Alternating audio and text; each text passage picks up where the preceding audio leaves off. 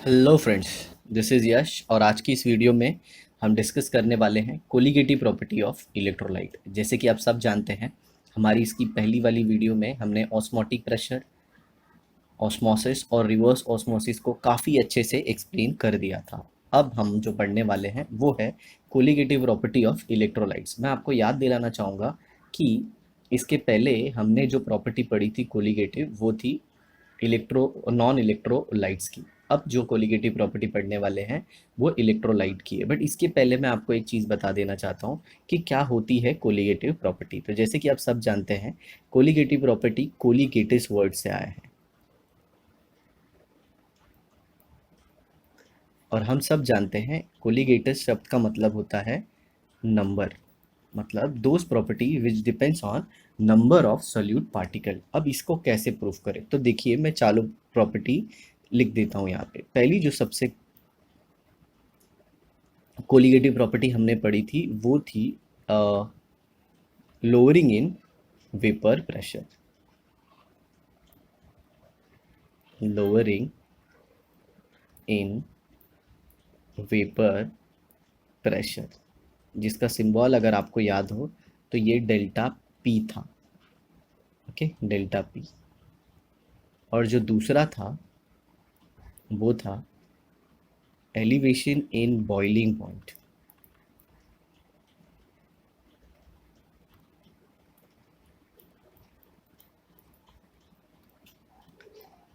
याद रखिएगा, vapour pressure कोई कोलिगेटिव प्रॉपर्टी नहीं होती। Elevation in boiling point, sorry, vapour pressure कोई प्रॉपर्टी नहीं होती colligative. Lowering in vapour pressure colligative property होती है। दूसरा, boiling point is not a colligative property. Elevation in boiling point is a colligative property. इसका symbol भी मैं बता देता हूँ, delta T B. Delta delta मतलब चेंज, टी मतलब टेम्परेचर एंड बी मतलब बॉइलिंग पॉइंट। ऐसे ही तीसरा जो है वो है डिप्रेशन इन फ्रीजिंग पॉइंट। और ये क्या था, जी हाँ, डेल्टा टी एफ। अब हम बात कर लेते हैं अपने चौथे प्रॉपर्टी की, जो कि है कुछ इस तरह से, ऑस्मोटिक प्रेशर।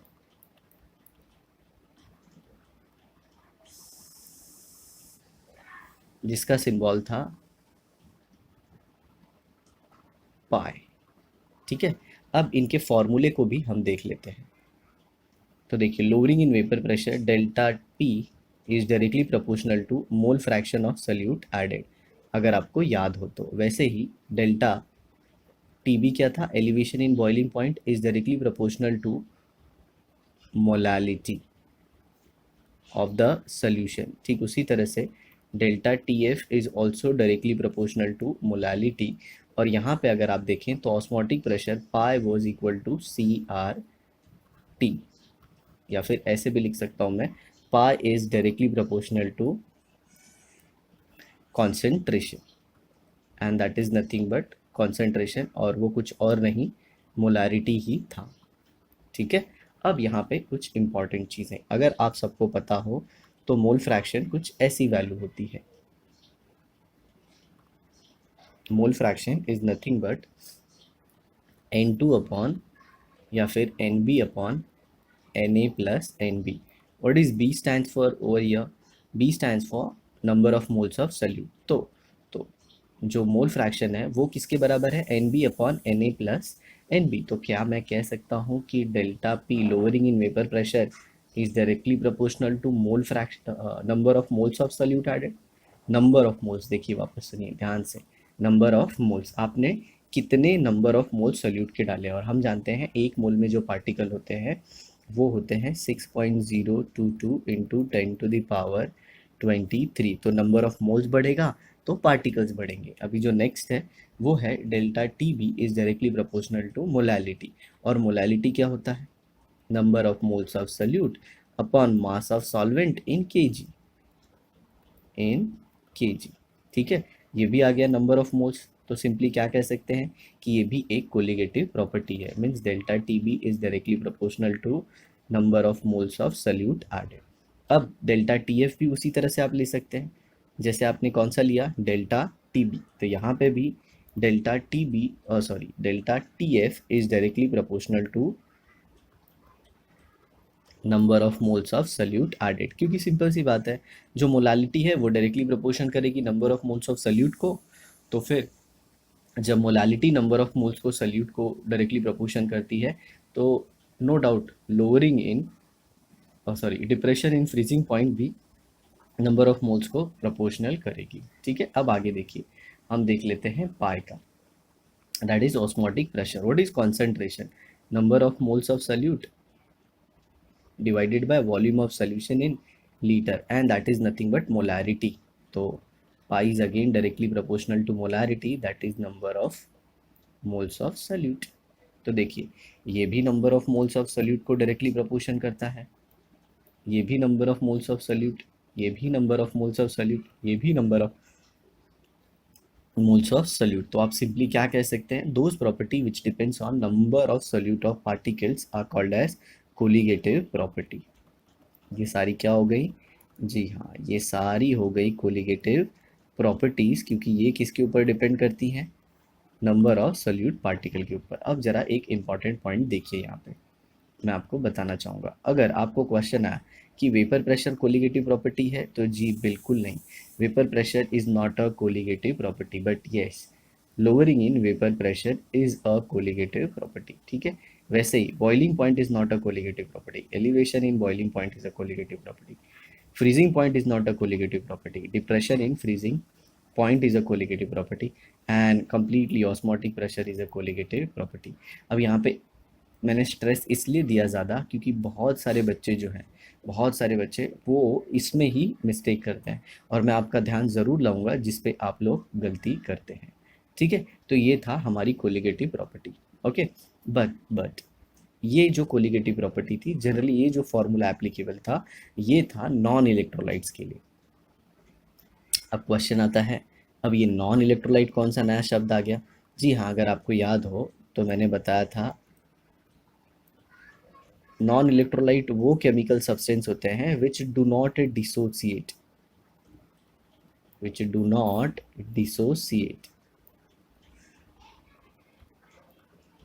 ठीक है, जो कि ना तो जो टूटते नहीं हैं। कब टूटते नहीं हैं?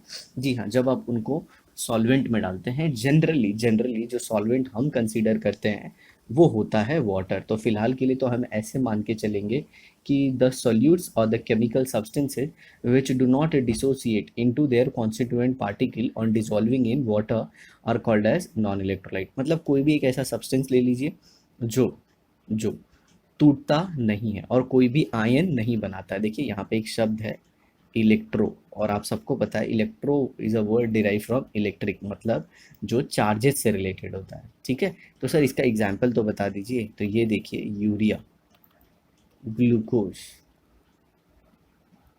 सुक्रोज, फ्रुक्टोज, आप कौन सा भी ले सकते हैं। ठीक है, मैं लगे हाथ इनके मॉलिक्यूलर फॉर्मूला भी बता देता हूँ। तो यूरिया होता है H2N C double bond O NH2, और जो ग्लूकोज होता है वो होता है C6H12O6, और जो सुक्रोज होता है ये होता है C12H22O11। ठीक है, तो ये इनके फॉर्मूले हो गए, और ये वाटर के अंदर जाने के बाद टूटते नहीं हैं। मतलब मेरे कहने का मतलब है, अगर आपने 1 मोल यूरिया डाल दिया वाटर में, तो वो जाने के बाद 1 मोल ही रहने वाला है। अगर मैं और डिटेल में बात करूं तो 1 मोल मतलब 6.022 इंटू 10⁻23 यूरिया के मॉलिक्यूल्स, और पानी में जाने के बाद भी ये 6.022 इंटू 10⁻23 ही रहने वाले हैं। सेम वही ग्लूकोज के साथ होने वाला है, सेम वही सुक्रोज के साथ होने वाला है। बट अब ज़रा हम बात कर लेते हैं इलेक्ट्रोलाइट की। किसकी? इलेक्ट्रोलाइट की। तो देखिए क्या होता है इलेक्ट्रोलाइट, तो ज़रा ध्यान से सुनना। इलेक्ट्रोलाइट सिर्फ एक कंसेप्ट आपको ध्यान रखना है कि जो भी हमने नॉन इलेक्ट्रोलाइट के बारे में पढ़ा, इलेक्ट्रोलाइट जस्ट उसका ऑपोजिट है। मतलब ये वाटर में जाने के बाद टूट जाता है। It dissociate a chemical substance which dissociates on dissolving on dissolving in water. Okay, जो जो पानी में जाने के बाद टूट जाता है। अब सिंपल सा क्वेश्चन आता है कि सर ये पानी में टूटता क्यों? क्योंकि इनका कोवेलेंट नेचर कम है और आयनिक नेचर ज़्यादा है। नॉन इलेक्ट्रोलाइट जो थे इनका नेचर कोवेलेंट था, और हम जानते हैं कि कोवेलेंट सब्सटेंसेस वाटर में टूटते नहीं है। और इनका डोमिनेटिंग कैरेक्टर कौन सा है? जी हाँ, आयनिक। तो जब ये आयनिक है तो ये सिंपली वाटर में जाने के बाद टूट जाएगा, क्योंकि वाटर के अंदर होती है एनर्जी, ठीक है, जिसे हम कहते हैं सॉल्वेशन या फिर हाइड्रेशन कैपेसिटी। तो वो इलेक्ट्रोलाइट को तोड़ देती है उसके कॉन्स्टिट्यूएंट आयंस में, ठीक है। अब एक और क्वेश्चन आता है कि सर ये इलेक्ट्रोलाइट तो समझ में आया, कुछ ऐसे सब्सटेंस होते हैं जो पानी में जाने के बाद टूट जाते हैं। और याद रखिए, those chemical substance which dissociate spontaneously, the chemical substances which it dissociates spontaneously into its constituent ions, अपने आयंस में टूट जाते हैं, ठीक है। और स्पॉन्टेनियसली मतलब ऐसा कोई ज़रूरी नहीं है कि आप जैसे कि इलेक्ट्रिक करंट एक बहुत बड़ा मिथ होता है इलेक्ट्रोलाइट से रिलेटेड बच्चों को, कि जब करंट पास करते हैं तब इलेक्ट्रोलाइट वाटर के अंदर टूटता है। जी बिल्कुल नहीं। इलेक्ट्रोलाइट कोई भी एक ऐसा सब्सटेंस जो पानी में डालने के बाद टूट जाए, या फिर आप उसको कौन से स्टेट में ले लें, एक और इम्पॉर्टेंट बता देता हूँ, मोल्टन स्टेट में, तब वो टूट जाता है। फिलहाल तो हम यहाँ पे उसका डिसोसिएटिंग कैपेबिलिटी इन वाटर ही देखेंगे, ठीक है। अब इलेक्ट्रोलाइट होते कौन है? Electrolyte can be an salt, it can be an acid, और it can be a base. ये कोई भी हो सकता है तीनों में से, ठीक है। आपको और डिटेल में जानना है तो आप यूट्यूब में सर्च बार में इलेक्ट्रोलाइट बाय यस सर कर सकते हैं, तो आपको चीज़ें काफ़ी डिटेल में मिल जाएंगी। सेम वही चीज़ आप किसके लिए कर सकते हैं? नॉन इलेक्ट्रोलाइट के लिए, ठीक है। तो नॉन इलेक्ट्रोलाइट कोवेलेंट तो नहीं टूटते, वाटर आयनिक तो वो टूट जाता है। अब जो सबसे इंपॉर्टेंट चीज़ है वो ये है कि हमें ये जानना है कि फ़र्क क्या पड़ता है दोनों से। तो सिंपल सी बात है, यहाँ पे पहले मैं आपको कुछ एग्जांपल दे देता हूँ इलेक्ट्रोलाइट के, फिर एक्सप्लेन करता हूँ। जैसे सॉल्ट ले लिया मैंने NaCl, ठीक है। आपने वाटर में 1 मोल NaCl डाल दिया, और हम सब जानते हैं कि ये वाटर में जाने के बाद टूट जाएगा Na plus plus Cl minus, और ये कौन से फॉर्म में रहेगा? जी हाँ, एक्वस। एक्वस क्यों? क्योंकि पानी इसे सराउंड कर लेगा कम्प्लीटली, ठीक है, वाटर में। अब अगर अगर आप यहाँ पे केयरफुली देखें तो यहाँ पे कितने पार्टिकल थे NaCl के? जी हाँ, 6.022 इंटू 10⁻23। लेकिन अब इतने तो सिर्फ यहाँ पे सोडियम हो गए, और प्लस उतने ही क्या हो गए?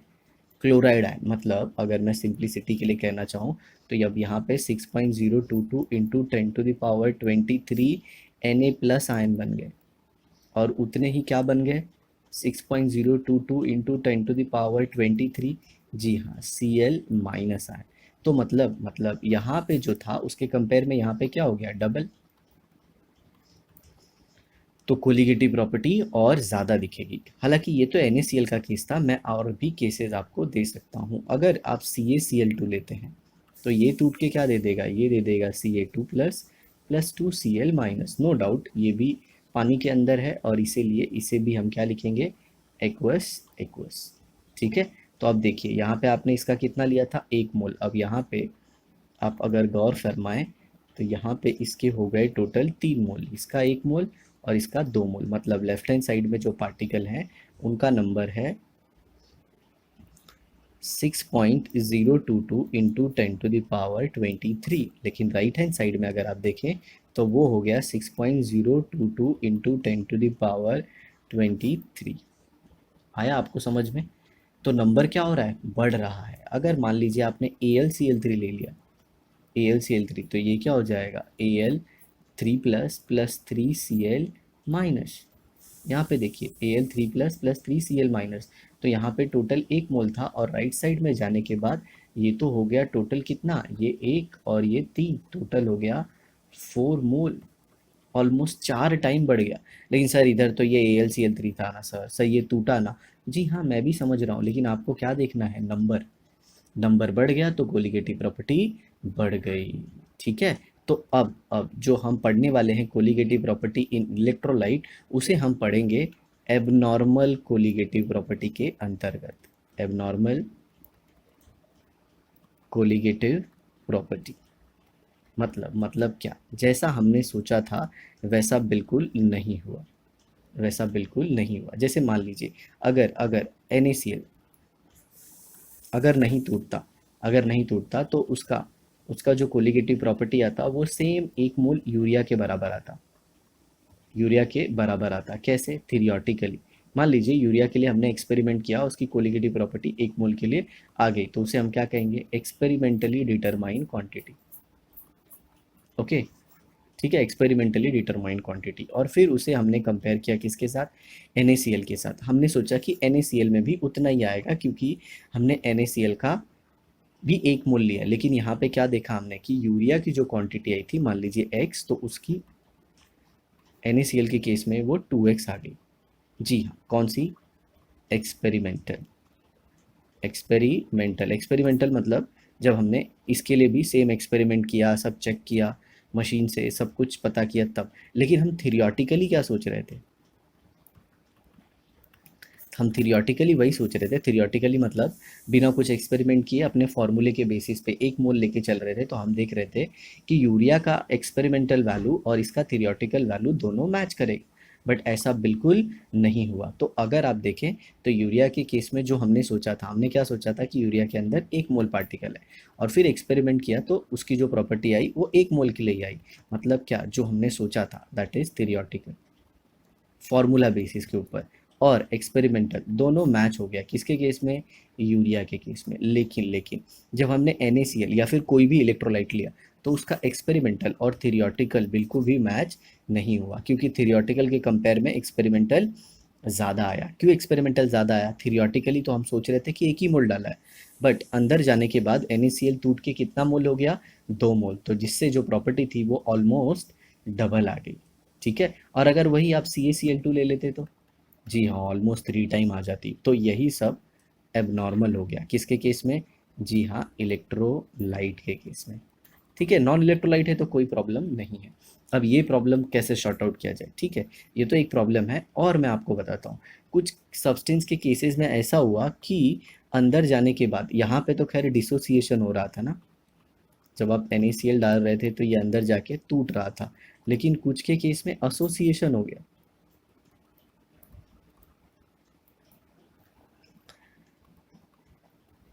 एसोसिएशन मतलब क्या? जैसे मैं आपको बोलता हूँ, मैंने एसिडिक एसिड लिया CH3COOH, और इसे डाल दिया किसमें?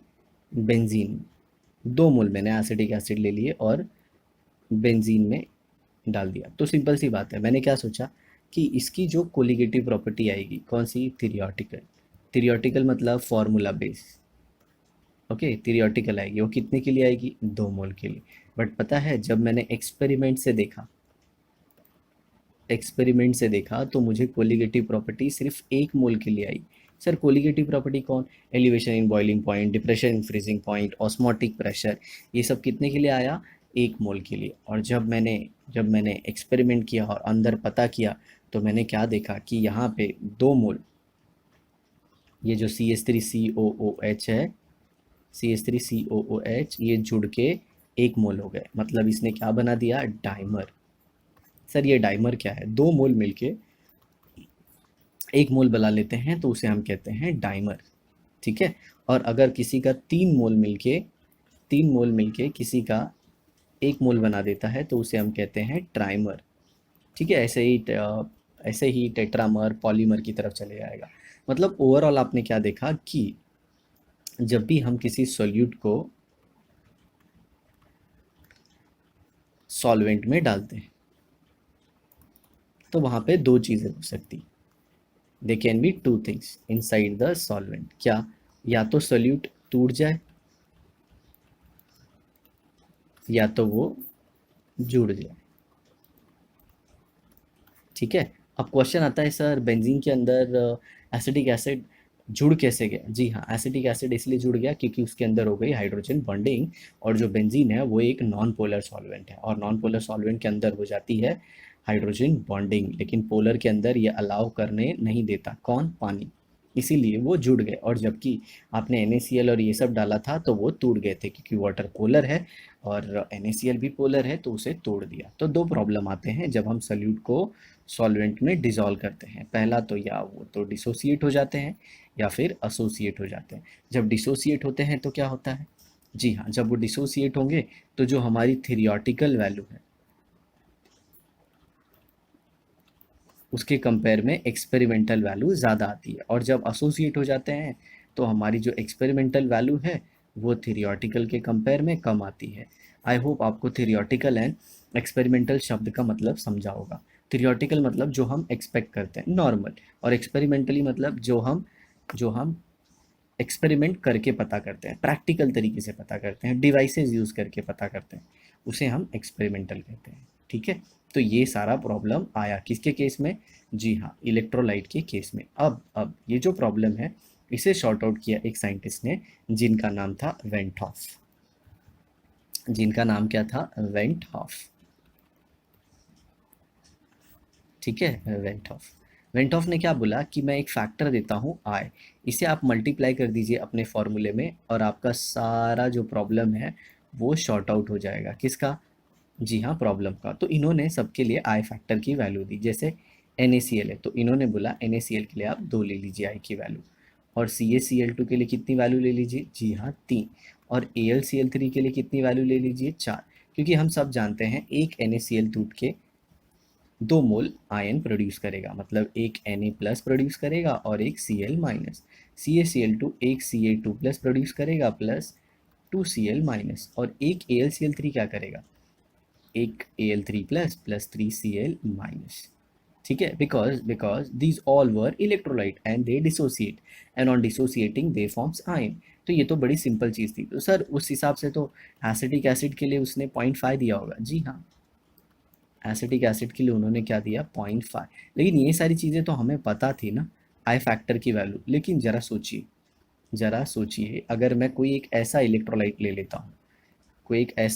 ले लेता हूँ, जो 1 मोल है, जिसका 1 मोल लिया लेकिन अंदर जाके कभी वो पॉइंट पॉइंट सॉरी यहाँ पे यहाँ पे जाके वो 0.89% ही टूटता है।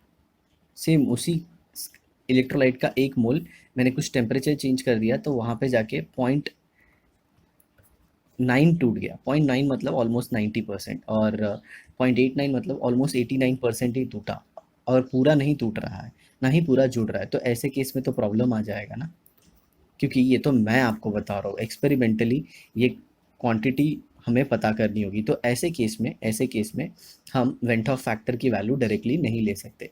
और ऐसा कब होता है? जी, ऐसा कब होता है कि हमें पता नहीं कि वो अंदर जाने के बाद कितना टूटेगा। जी हाँ, वो होता है वीक इलेक्ट्रोलाइट के केस में। किसके केस में? Weak electrolyte. सर ये लो, अब एक और नई प्रॉब्लम आ गई। पहले तो इलेक्ट्रोलाइट नॉन इलेक्ट्रोलाइट ही नहीं समझ में आ रहा था, आपने इलेक्ट्रोलाइट समझाया, अब उसमें भी स्ट्रॉन्ग आ गया, अब ये वीक आ गया। समझ लो, weak electrolyte are those electrolytes which do not dissociates completely, जो पूरी तरह से टूटते नहीं है पानी में जाने के बाद। ये जो कुछ भी आपने देखा NaCl, CaCl2, AlCl3, ये सारे पूरे टूटते थे। तो हमें पता था इसका 1 मोल तो 2 देगा, इसका 1 मोल तो 3 देगा, इसका तो 4 देगा। लेकिन मैं कुछ वीक इलेक्ट्रोलाइट बताता हूँ जो अंदर जाने के बाद कैसे टूटेंगे ये हमें पता नहीं है। जैसे CuOH ट्वाइस, FeCl3। ठीक है, CuOH twice, FeCl3, NH4Cl, NH4OH। ठीक है, आप अपने मन से ऐसा मत सोच लीजिएगा कि सर NH4Cl है तो ये तो इजीली जाके NH4 plus plus Cl minus दे देगा, तो क्या इसका पूरा 1 मोल इसमें टूट जाएगा? जी नहीं, नहीं होता। इसीलिए तो इसे क्या कहते हैं? Weak electrolyte. तो ऐसे केस में आप क्या करें? तो सिंपल, ऐसे केस में वेंटॉफ ने बोला कि आप आई और अल्फा में रिलेशन ढूंढ लीजिए। किसके बीच में? आई और alpha. What is I? Van't Hoff factor. इसे हमने क्या कहते हैं? Van't Hoff factor. ये फैक्टर क्यों? क्योंकि इससे हम मल्टीप्लाई कर रहे थे सब जगह। ठीक है ना, सब जगह क्या? जो भी हमारे फॉर्मूले थे, जो भी ये ऊपर आपने सारे फॉर्मूले देखे थे, इसमें हमको किससे मल्टीप्लाई करना था? जी हाँ, आई वैल्यू से। मतलब ये जितने भी फॉर्मूले थे इलेक्ट्रोलाइट के केस में हमें इनको आई से मल्टीप्लाई करना था। मतलब डेल्टा पी, जो डेल्टा पी है वो क्या था, delta P is equal to P naught into X B. तो इसमें सिंपली किसका मल्टीप्लाई कर देंगे, आई का। अब यहाँ पे देखिए, जैसे पाई इज इक्वल टू क्या था, C R T, pi is equal to C R T, तो इसी में सिंपली आप किसका मल्टीप्लाई कर देंगे, आई फैक्टर का, तो इलेक्ट्रोलाइट के लिए आपको आ जाएगा। ठीक है, लेकिन वीक इलेक्ट्रोलाइट के केस में हमें तो एग्जैक्ट वैल्यू ऑफ आई नहीं मिलती, तो हमें क्या करना होगा, अल्फा से आई का वैल्यू ढूंढना होगा। ठीक है, अल्फा से क्या ढूंढना होगा, आई का वैल्यू। तो बेसिकली जो ये अल्फा है इसे हम क्या कहते हैं, तो इसे हम कहते हैं degree of dissociation. Degree of dissociation अगर आपको याद हो तो हमने पढ़ा था अपने 11th स्टैंडर्ड में chapter called as chemical equilibrium, कि ये किस हद तक टूटेगा। ठीक है, और जब हमें अल्फा पता चल जाएगा तो आई पता चल जाएगा, और आई पता चल जाएगा तो हम ये प्रॉब्लम शॉर्ट आउट कर देंगे। ठीक है, अब मैं आपको इन शॉर्ट बताता हूँ ओवरऑल इसका समरी, कि जो कुछ भी हमने पढ़ा उसमें होता क्या है।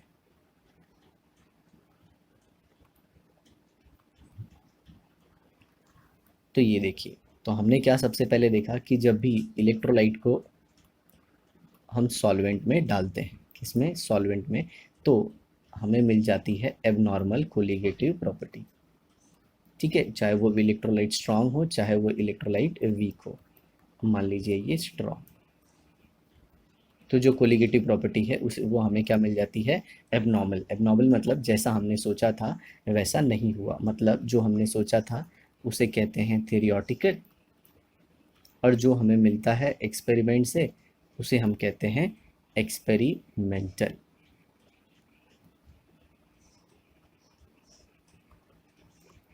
और ये दोनों वैल्यू मैच नहीं होती। ठीक है ना, स्ट्रॉन्ग इलेक्ट्रोलाइट के केस में आई फैक्टर की वैल्यू फिक्स थी, जो कि हमें देखते ही पता चल जाता है इलेक्ट्रोलाइट को कि वो कितना आयन बनाएगा। लेकिन वीक इलेक्ट्रोलाइट के केस में हमें पता नहीं थी, तो वीक इलेक्ट्रोलाइट के केस में आई के वैल्यू को हम रिलेट करेंगे किससे, जी हाँ, अल्फा से। अब इसमें आई क्या है, जी हाँ, आई एक नंबर है जिसे हम फैक्टर कहते हैं, और ये साइंटिस्ट वेंटहॉफ ने दिया था। जो एबनॉर्मल कोलिगेटिव प्रॉपर्टी का प्रॉब्लम है उसको सॉल्व करने के लिए, तो इसे कहते हैं वेंटहॉफ फैक्टर। तो स्ट्रॉन्ग इलेक्ट्रोलाइट के केस में आपको प्रॉब्लम नहीं आएगा, लेकिन वीक इलेक्ट्रोलाइट के केस में प्रॉब्लम आएगा, क्योंकि वो पूरे टूटते नहीं हैं, और कुछ कुछ केसेस में हमें एसोसिएशन का भी देखना पड़ता है। अभी पता नहीं वो स्टेट बोर्ड के सिलेबस में है या नहीं, तो जब भी एसोसिएशन होगा उस समय भी हमें अल्फ़ा और आई के बीच में रिलेशन ढूंढना होगा। ठीक है, अब यही सारी चीज़ें हम अपने इस आज के लेक्चर में पढ़ने वाले हैं। तो चलिए अब आ जाते हैं हम अपने थियरी वाले पार्ट पे। तो इलेक्ट्रोलाइट और नॉन इलेक्ट्रोलाइट के बारे में मैं आपको बता चुका हूँ। Solution of non electrolyte in water exhibit colligative property as described in the preceding section, मतलब इसमें कोई प्रॉब्लम नहीं होता, ये एकदम बढ़िया है। These solution also gives for dissolved substances the molar mass expected from their chemical formulae। मतलब जब इनसे जो हम लोग कोलिगेटिव प्रॉपर्टी ढूंढेंगे और उससे जब मोलिकुलर मास निकालेंगे तो उसका जो फॉर्मूला है वो एग्जैक्ट आएगा, लेकिन यही चीज़ इलेक्ट्रोलाइट के केस में ऑब्जर्व नहीं होती। The study of colligative property of electrolyte, however, requires a different approach than used for colligative properties of non-electrolyte। तो यहाँ पे आपको अप्रोच अलग करना पड़ेगा, क्योंकि इलेक्ट्रोलाइट का जो बिहेवियर है वो नॉन इलेक्ट्रोलाइट से अलग होता है। Following are the experimental observation for the colligative behaviour of electrolyte। First, the solution of electrolyte exhibit colligative property which do not obey the relation of non-electrolyte। मतलब simple सी बात है, जो नॉन इलेक्ट्रोलाइट के केस में relation आ रहा था वो इलेक्ट्रोलाइट के केस में नहीं आ रहा। देखिए, मैं चीज़ों को समझाने के बाद आपको लाइन टू लाइन एक्सप्लेन कर रहा हूँ ताकि आपको सब कुछ अच्छे से आए। The colligative properties in the solution of electrolyte are greater than those to be expected from solutions। जो कोलिगेटिव प्रॉपर्टी है किसके, इलेक्ट्रोलाइट के सोल्यूशन की, वो ज़्यादा आती है किससे, नॉन इलेक्ट्रोलाइट से। क्यों ऐसा हमने एक्सपेक्ट क्यों किया, क्योंकि सिंपल सी बात है, वो जाने के बाद टूट जाते हैं। जैसे सेम कॉन्सेंट्रेशन, एक मोल आप नॉन इलेक्ट्रोलाइट डालिए और एक मोल इलेक्ट्रोलाइट डालिए, आप देखिए इलेक्ट्रोलाइट का जो कोलिगेटिव प्रॉपर्टी है वो ज़्यादा आएगा। क्यों ज़्यादा आता है, हम सब जानते हैं, क्योंकि वो टूट जाता है। The molar mass of electrolyte in aqueous solution determined by colligative properties are found to be considerably lower than molar mass। मतलब इलेक्ट्रोलाइट का जो मोलर मास है, जैसे NaCl ले लो, तो ए कहने का कितना होगा, ए कहने का 23, Cl का कितना 35.5, तो टोटल कितना हो गया 58.5। इलेक्ट्रोलाइट का इतना मिलना चाहिए था ना, लेकिन इतना मिलता नहीं है, इससे कम मिलता है। और क्यों कम मिलता है मॉलिक्यूलर मास, वो भी मैं आपको आगे चल के प्रूव करके बताऊंगा। Why the colligative properties of electrolyte solutions are greater than those of non electrolyte solution of same concentration. क्यों ऐसा होता है कि कोलिगेटिव प्रॉपर्टी इलेक्ट्रोलाइट की ज़्यादा होती है, किससे, नॉन इलेक्ट्रोलाइट से, और जब हम कॉन्सेंट्रेशन को भी सेम रखते हैं। तो मैंने अभी आपको बताया, क्योंकि इलेक्ट्रोलाइट के केस में क्या हो जाता है, dissociation. Recall the electrolyte dissociates into 2 or more ions when dissolved in water, whereas non-electrolytes do not. Stated differently, one formula unit electrolyte dissolves in water produces 2 or more ions. जब एक मोल electrolyte को आप dissolve करोगे, generally मोल हम लोग जो शब्द use करते हैं वो जनरली यूज़ करते हैं कोवेलेंट सब्सटेंसेस के लिए। जब आयनिक सब्सटेंस का एक मोल यूज़ करेंगे तो हम फार्मूला यूनिट के बारे में बात करते हैं, क्योंकि जो इलेक्ट्रोलाइट होते हैं वो आयंस के फॉर्म में होते हैं। तो यहाँ पे देखिए शब्द क्या लिखा है, फार्मूला यूनिट। ठीक है, जनरली आप मोल जिसके लिए भी यूज़ करते हो, मोल क्या होते हैं, कोवेलेंट सब्सटेंस है, तो आयंस के लिए हम फार्मूला यूनिट यूज़ करते हैं। तो यहाँ पे क्या बताया गया है कि जब भी आप पानी में इलेक्ट्रोलाइट को डिजोल्व करोगे, वो नंबर ऑफ पार्टिकल्स को बढ़ा देता है, क्यों, टूट के। The colligative property of electrolyte solutions are thus higher than the non electrolyte. तो कोलिगेटिव प्रॉपर्टी इलेक्ट्रोलाइट की क्या होगी, नॉन इलेक्ट्रोलाइट से ज़्यादा होगी। अब देखिए यहाँ पे एक क्वेश्चन दिया है, 1.25 molar sucrose solution has depression in freezing point at 2.3 degree Celsius. ठीक है, T F, delta T F जो है वो वैल्यू है कौन से टेम्परेचर पे, 2.32 डिग्री सेल्सियस पे। That will be expected value of delta T F for 1.25 molar CaCl2 solution. Okay, what will be the expected value of delta TF for 1.25 molal. ये देखिए m जो मोलल है, molal solution of CaCl2। पहले तो क्या लिया था, sucrose, sucrose का फॉर्मूला C12H22O11। तो ये एक नॉन इलेक्ट्रोलाइट है, लेकिन अगर आप CaCl2 पे बात करें तो ये इलेक्ट्रोलाइट है, तो ये टूट के क्या दे देगा, Ca2 plus plus 2Cl minus. तो टोटल कितने आयन बन गए, एक Ca का और 2 Cl माइनस का, तो टोटल 3 टाइम। तो इसकी वैल्यू आ जाएगी 3 इंटू डेल्टा टी एफ। ठीक है, आप इसको समझ गए, क्योंकि जो सुक्रोज था वो नॉन इलेक्ट्रोलाइट था, वो टूटता नहीं था, लेकिन CaCl2 जाके टूट गया। ठीक है, for example when NaCl is dissolved in water it produces Na plus and Cl minus, where as sucrose does not dissociate, it is expected then that the colligative property of 0.1 molal NaCl is twice of that 0.1 molal sucrose solution। ये तो हम देख चुके हैं। ठीक है, अब went of factor, went of factor ने यही आई फैक्टर दिया, और ये कैसे दिया, colligative property of electrolyte solution upon colligative property of non electrolyte solution. जैसे यहाँ पे सुक्रोज रखेंगे, यहाँ पे कौन रखेंगे, NaCl, यहाँ पे मान लीजिए आपने रख लिया NaCl, और नीचे क्या रख दिया, सुक्रोज।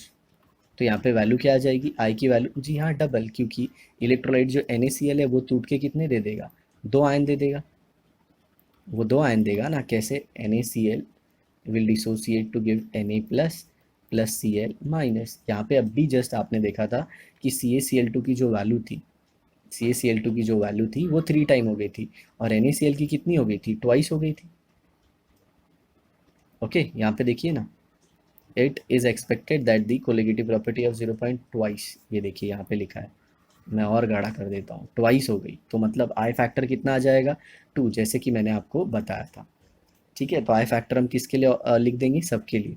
ये देखिए delta T F upon delta T F naught, delta T B upon delta T B naught, delta P upon delta P naught, pi upon pi naught, मतलब डिप्रेशन इन फ्रीजिंग पॉइंट कौन सा, थीरियोटिकल।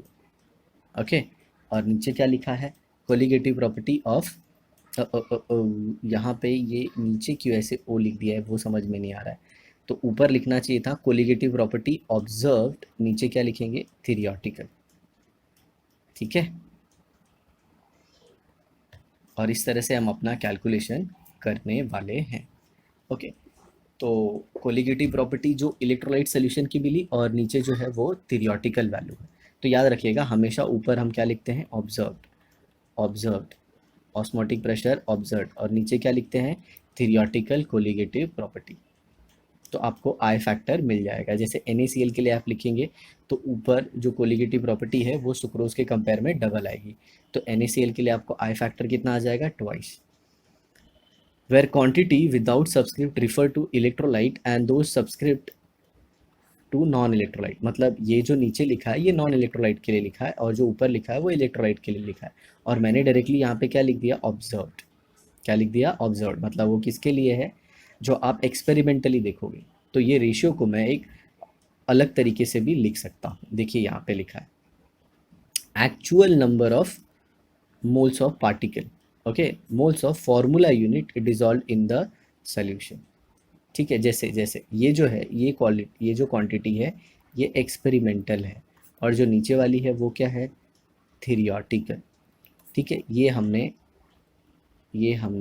Experiment के दौरान देखा, मतलब practical, और ये हमने क्या था, सोचा था, वी थॉट लाइक दैट। ठीक है, जैसे आपने 1 मोल NaCl डाला, 1 मोल NaCl डाला, तो यहाँ पे इसकी वैल्यू कितनी आ जाएगी, n, लेकिन एक्चुअल मोल कितने हो जाएंगे सोल्यूशन में, 2, क्योंकि एक NaCl टूट के कितना देता है, 2, तो I इज इक्वल टू क्या हो जाएगा, 2। तो यहाँ पे देखिए formula mass of substance upon observed molar mass of substance. अब देख रहे हैं यहाँ पे मोलर मास जो हो गया वो उल्टा आ गया। अब ये कैसे हुआ, तो देखते हैं इसे हम। यहाँ पे देखिए, तो अभी तक आपने जो कुछ भी पढ़ा उसमें आपने क्या देखा कि जो आई फैक्टर है वो क्या है, delta TB experiment divide by delta TB theoretical. ऐसा सबके लिए होगा, दैट इज़ फ्रीजिंग पॉइंट के लिए होगा, फ्रीजिंग के लिए नीचे भी वही, फिर उसके बाद ये किसके लिए, लोअरिंग इन वेपर प्रेशर, वो भी नीचे, और फिर क्या आ जाएगा फाइनली ऑस्मोटिक प्रेशर। तो चलिए ऑस्मोटिक प्रेशर के लिए मैं लिख देता हूँ, osmotic pressure observe upon osmotic pressure theoretical. और आप सबको पता है ये जितनी भी प्रॉपर्टी है इन सबको हम क्या कहते हैं, जी हाँ, इन सबको हम कहते हैं कोलिगेटिव प्रॉपर्टीज। क्या कहते हैं, कोलिगेटिव प्रॉपर्टी, मतलब ये सारी प्रॉपर्टी डायरेक्टली किसको प्रोपोर्शन करती है, नंबर ऑफ मोल्स। तो मैं मेरे साइड से एक फॉर्मूला लिख देता हूँ, I is equal to number of moles observe upon number of moles theoretical. ठीक है, ये आपको एक फॉर्मूला मिल गया। अब जरा ध्यान से देखिए, नंबर ऑफ मोल्स क्या होता है, mass upon molar mass, mass upon what, molar mass. तो क्या मैं कह सकता हूँ कि number of moles of solute is inversely proportional to molecular mass, क्योंकि आप किसी भी सब्सटेंस के लिए मास तो कांस्टेंट लेने वाले हैं ना। जैसे मैंने 58.5 ग्राम NaCl ले लिया, तो मास को यहाँ पे रखूँगा मैं, और नीचे क्या लिखूँगा, मॉलिक्यूलर मास। मैं कल को इसको भी चेंज कर दूँगा, किसको किसको 58.5 को सपोज मैंने 10 ग्राम ले लिया, तो नंबर ऑफ मोल्स क्या होगा, 10 अपॉन मॉलिक्यूलर वेट। तो अगर मैं ये फिक्स रखता हूँ तो मैं सिंपली क्या कह सकता हूँ कि मॉलिक्यूलर वेट को number of moles inversely proportional करता है। मेरी बातों को ध्यान से सुनिए, number of moles is inversely proportional to molecular weight. इस चीज़ को मैं प्रूफ कर देता हूँ, मतलब क्या, जिसका मॉलिक्यूलर वेट ज़्यादा उसका नंबर ऑफ मोल्स कम। कैसे, यहाँ पे देखिए, मैं लेता हूँ 10 ग्राम कैल्शियम कार्बोनेट, ठीक है, और मैं 10 ग्राम ले लेता हूँ NaOH। चलिए दोनों का मॉलिक्यूलर वेट बता देता हूँ मैं, और मैं प्रूफ करने वाला हूँ इससे कि जिसका मॉलिक्यूलर वेट ज़्यादा होता है उसका नंबर ऑफ मोल्स कम होता है। ये इन्वर्स रिलेशन है। तो देखिए CaCO3 का मास होगा कैल्शियम 40, कार्बन 12, ऑक्सीजन 16 इंटू 3, क्योंकि 3 ऑक्सीजन है, टोटल आप करेंगे तो आपको आ जाएगा 100। ठीक है, यहाँ पे देखिए एक Na23, एक ऑक्सीजन 16 और एक हाइड्रोजन का 1, तो 17 और ये 40। जी हाँ, मैंने ऐसे ही सब्सटेंसेस लिए जिनका मॉलिक्यूलर वेट आसान हो। तो चला पहले केस में आप नंबर ऑफ मोल्स को ढूंढ लीजिए, तो ये 10/100, तो कितना आ जाएगा 0.1। और ज़रा इसमें ढूंढ लीजिए 10/40, तो ये कितना आ जाएगा 0.25। ऑब्वियसली नो डाउट ये ज़्यादा आया। तो ज़रा आप मॉलिक्यूलर वेट चेक कीजिए, NaOH का 40 था, NaOH का क्या था 40, और CaCO3 का क्या था 100, तो ज़्यादा किसका था CaCO3 का। क्या, molecular weight, molecular weight CaCO3 का ज़्यादा था, तो देखिए उसका नंबर ऑफ मोल्स कम आया। मॉलिक्यूलर वेट ज़्यादा तो नंबर ऑफ मोल्स कम। वहीं पे देखिए मॉलिक्यूलर वेट NaOH का CaCO3 के कंपेयर में क्या था, कम, क्योंकि CaCO3 100 था और ये क्या है 40, तो देखिए इसके नंबर ऑफ मोल्स ज़्यादा है। तो यहाँ से क्या प्रूव हुआ कि जितना ज़्यादा मॉलिक्यूलर वेट उतने कम नंबर ऑफ मोल्स। तो अब यहाँ पे मैं क्या लिख सकता हूँ, आई फैक्टर में I, n observed is inversely proportional to what, molecular weight तो क्या मैं लिख सकता हूँ एन ऑब्जर्व के जगह पे मॉलिक्यूलर वेट ऑब्जर्व, और नीचे क्या लिख सकता हूँ 1 अपॉन मॉलिक्यूलर वेट थीरियोटिकल। तो यहाँ पे फॉर्मूला क्या आ जाएगा आई का? जी हाँ, बड़ा सिंपल ही फॉर्मूला आ जाएगा, I is equal to M theoretical upon M observe, जिसे थीरियोटिकल को उन लोगों क्या कहते हैं, नॉन इलेक्ट्रोलाइट का, और ये किसका, इलेक्ट्रोलाइट का। या फिर और अच्छे से लिखूँ तो एम थीरियोटिकल क्या है, एम थीरियोटिकल ये एक्सपेक्टेड है, और एम ऑब्जर्व क्या है, जी हाँ एक्सपेरिमेंटल। यही फॉर्मूला वहाँ पे लिया है, ये देखिए यहाँ पे directly observe formula mass of substance upon observed molar mass of substance. ठीक है, तो ऑब्जर्व नीचे आ गया और बाकी सब में ये ऊपर चला गया। ठीक है, क्यों ऐसा हुआ, क्योंकि molecular mass number of moles को ऑपोजिट या फिर इनवर्सली प्रपोर्शन करते हैं। अब ये देखिए यहाँ पे लिखा गया है M theoretical upon M observed, ये सारी चीज़ें जो कुछ भी मैंने एक्सप्लेन किया वो सब कुछ इसमें लिखा गया है।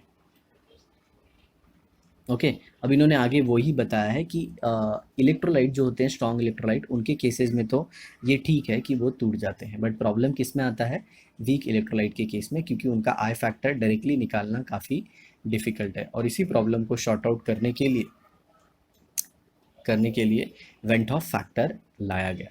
ठीक है, और फिर वेंट ऑफ फैक्टर में अल्फ़ा कैसे आया गया, और फिर आगे चल के हमने मॉडिफिकेशन किए। तो अब ये जो मॉडिफिकेशन वाला पार्ट है ये भी आप देख सकते हैं यहाँ पे। तो ये देखिए क्या है, ये लोअरिंग इन वेपर प्रेशर का फॉर्मूला है इस, तो इसमें देखिए आई फैक्टर मल्टीप्लाई किया गया, ये देखिए इसमें भी आई फैक्टर, इसमें भी आई फैक्टर, इसमें भी आई फैक्टर, ये सारी चीज़ें मैं आपको बता चुका हूँ।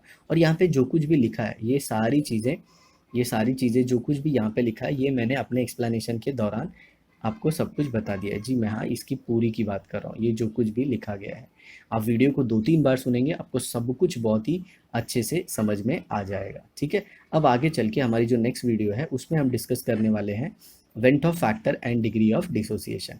मैं आपको बता दूं वेंट ऑफ फैक्टर हम स्ट्रॉन्ग इलेक्ट्रोलाइट के लिए ईजिली ढूंढ सकते थे, क्योंकि उनके मॉलिक्यूलर फॉर्मूले को देख के ही हमें पता चल जाता था कि वो कितने आयन देंगे, और हम ऐसा मानते हैं कि वो 100% डिसोसिएट होते हैं।